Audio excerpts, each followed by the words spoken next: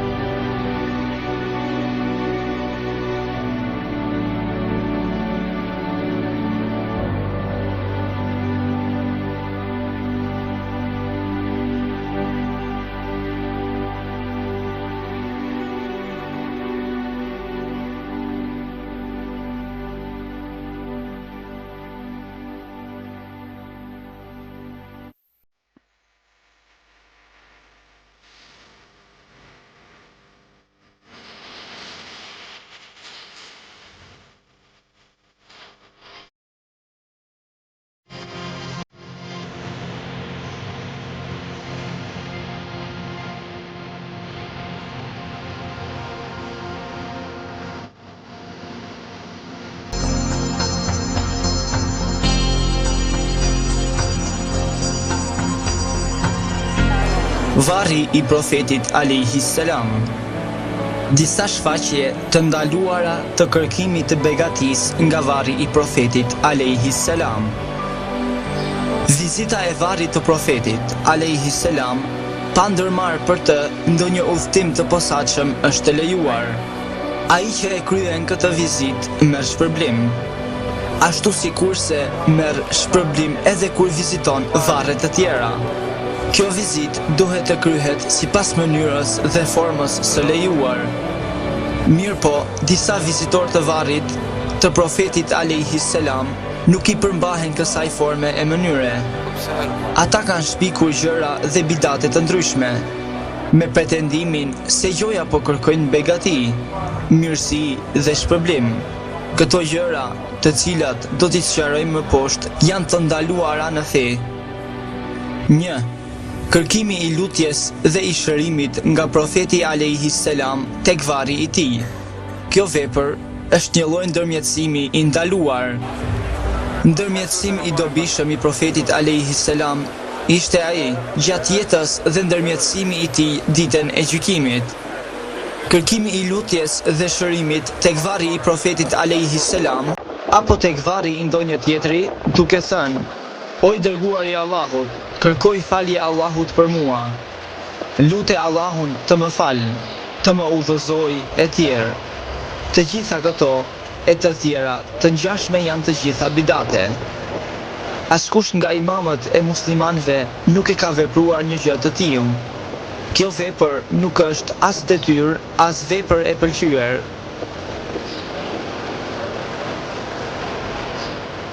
2. Kryerja e disa adhurimeve tek varri i profetit alayhi salam. Adhurimet më të përhapura që kryhen tek varri i profetit alayhi salam janë lutja dhe namazi. Ata njerëz që e bëjnë këtë besojnë se lutja pranë varrit të tij është e pranuar, ose më mirë, se lutja nëpër shtëpi apo xhami. Ata besojnë se namazi pranë varrit është më i pranueshëm.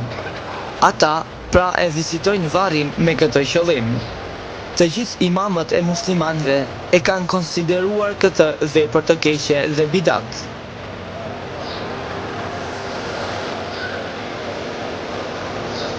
Krahas bidatit të vizitës, këtu hyn edhe ulja tek varri, ose lutja rreth tij duke lexuar Kur'an, apo përmendja e Allahut, sidomos kur ngrihet edhe zëri, ose qëndrimi për një kohë të gjatë në këmbë ose ulur tek varri, gjë e cila i pengon dhe i shqetëson vizitorët dhe njerëzit që vinë për t'u falur, ose ripërtëritja e pendesës nga vizitori, ku gjendet pranë varrit, gjë për të cilën disa kanë thënë se është vepër e pëlqyer. Po kështu çdo adhurim tjetër, si për shembull rrotullimi rreth varrit për të kërkuar begati. Të gjitha janë bidate e shpikje në fe. Rrotullimi lejohet të kryhet vetëm rreth Qabes. Shejkhul Islami, duke e bërë të qartë mos lejimin e kryerjes së adhurimeve tek varri i profetit, ka thënë: po të kishin më shumë vlerë punët tek varri i profetit alayhi salam, muslimanëve do t'u hapej dera e dhomës së tij. Mirë po, muslimanëve u është ndaluar të hyjnë tek varri. Ata janë urdhëruar që t'i kryejnë adhurimet në xhami, kështu që vlera e adhurimit lidhet vetëm me xhamin. Asnjë vepër e mirë nuk është urdhëruar të kryhet tek varri i profetit alayhi salam.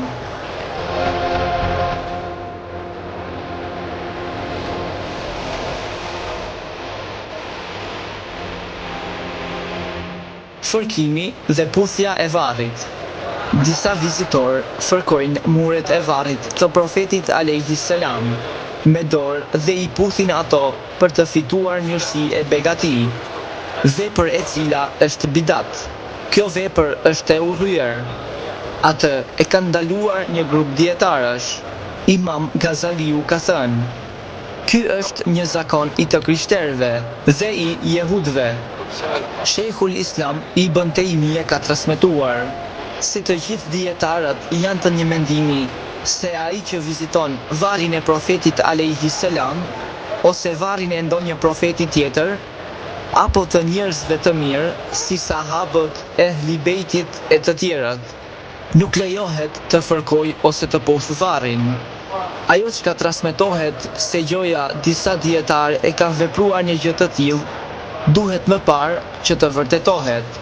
Shejkhul Islam ka thënë: asgjë nga gjërat e ngurta të kësaj bote nuk lejohet të puthet përveç gurit të tij.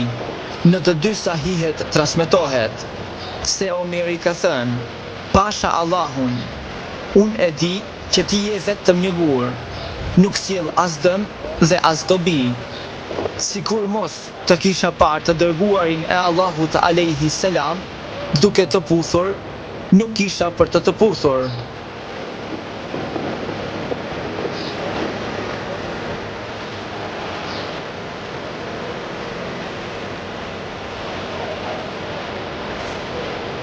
I dërguari i Allahut alayhi salam synonte të zhdukte shirkun, të realizonte tauhidin, me qëllim që e tërë feja të ishte vetëm për Allahun, Zotin e të gjithë botëve. Gjithashtu, prekja dhe puthja janë të veçanta për shtëpinë e shenjtë të Allahut, kështu që shtëpia e një krijese nuk mund të jetë e njëjtë me shtëpinë e krijuesit.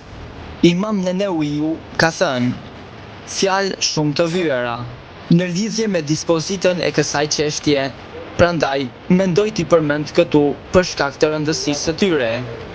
Ai ka thënë: fshirja me dorë ose puthja e varrit është vepër e urryer. Fshirja me dorë ose puthja e varrit nuk tregojnë as pak edukat. Në këtë rast, qëndrimi pak larg varrit është prej edukatës. Sikurse do të qëndroje para të dërguarit të Allahut alayhi salam, po të takoheshe me të nëse do të ishte gjallë. Ky është mendimi i saktë, të cilin e kanë mbështetur të gjithë dietarët.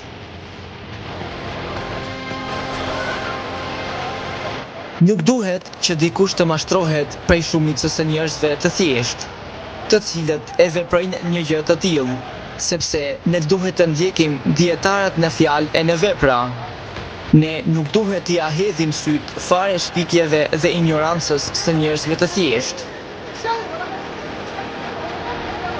Ndiq rrugët e udhëzimit dhe mos të dëmtoj pakica e ndjeksve. Ki kujdes prej rrugëve të humbjes dhe mos u mashtro prej shumicës së të shkatruarve. Kush pretendon se begatia përfitohet më lehtë duke fshirë varrin e profetit alayhi salam me dorë, është në ignorancë e indiferencë, sepse begatia gjendet në zbatimin e fesë dhe fjalëve të dietarëve. Pastaj, si mund të fitohet e mira, kur veprohet në kundërshtim më të saktë. Si përfundim, fshirja e varrit, puthja e tij, e gjëra të ngjashme me to, për të fituar begati janë bidatet e këqija. Po kështu, vendosja e barkut, ose e shpinës në muret e varrit, ose shikimi i varrit me qëllim për të fituar begati, janë të gjitha bidate. Këto që lexuam pak më parë, e shumë gjëra të tjera, që janë forma të ndaluara të kërkimit e begatis nga varri i profetit alayhi salam, mund t'i vërej çdo njeri, i cili viziton xhamin e tij.